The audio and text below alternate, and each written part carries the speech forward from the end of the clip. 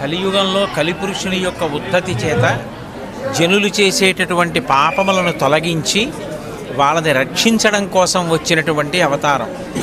అంత గొప్ప అవతారంలో ప్రపంచ ప్రఖ్యాతి వహించిన క్షేత్రం తిరుమల క్షేత్రం. మళ్ళీ తర్వాత ఇక్కడ ఈ గోదావరి నదీ తీరంలో ఈ వాడపల్లి వెంకటేశ్వర స్వామి వారు సాధారణంగా మనకి కనపడే వెంకటేశ్వరమూర్తి కన్నా భిన్నమైన రీతిలో ఇక్కడ దర్శనం ఇస్తారు. ఆయన ఒక చేత్తో గద పట్టుకొని ఎర్రచందనపు మూర్తిగా వెలిసి ఉండడం చాలా చాలా గొప్ప విశేషం. అసలు ఎప్పుడైనా గ్రహదోషాలు వస్తే ఎర్రచందనాన్ని స్వామివారికి అభిషేకంలోనో లేకపోతే అలదడమో చేస్తూ ఉంటారు.